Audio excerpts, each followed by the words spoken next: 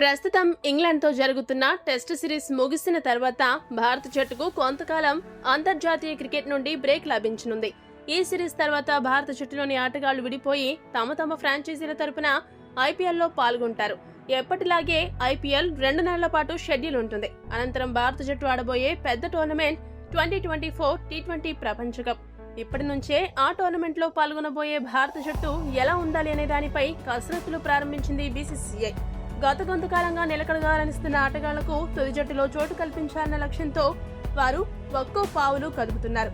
అయితే టీ20 ప్రపంచ cup team India జట్టుకు కెప్టెన్, వైస్ కెప్టెన్ గా ఎవరు వ్యవహరిస్తారన్న దానిపై బీసీసీఐ అధ్యక్షుడు జైషా సూచనప్రాయంగా ప్రకటన చేశాడు. జైషా మాట్లాడుతూ ఏమన్నాడంటే, కీలక సమయంలో భారత జట్టు వైస్ కెప్టెన్ హార్దిక్ పాండ్యా గాయం కారణంగా జట్టుకు దూరమయ్యాడు. అంత మాత్రాన అతడిని తక్కువగా అంచనా వేయలేం. అతడు తిరిగి జట్టులోకి వస్తాడన్న నమ్మకం నాకుంది. ఇక అతనికి రోహిత్ శర్మ అన్ని ఫార్మాట్లకు కెప్టెన్ గా వ్యవహరిస్తున్నాడు. రోహిత్ శర్మ కెప్టెన్సీపై మాకు నమ్మకం ఉంది. 2024 ప్రపంచ కప్ టోర్నమెంట్ లో కూడా అతడే జట్టుకు నాయకత్వం వహిస్తాడు.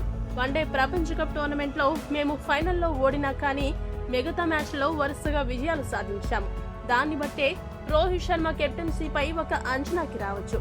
టీ20 ప్రపంచ కప్ లో కూడా అతడే జట్టుకు కెప్టెన్ గా వ్యవహరిస్తాడు. అలాగే అతడికి వైస్ కెప్టెన్ గా హార్దిక్ పాండ్యా సహకారం అందిస్తాడు. మిగతా జట్టు వివరాలను అతి త్వరలోనే మీకు తెలియజేస్తామని అన్నాడు. మొత్తంగా రోహిత్ శర్మను కెప్టెన్ గా ప్రకటించడంపై అభిమానులు ఆనందం వ్యక్తం చేస్తున్నారు.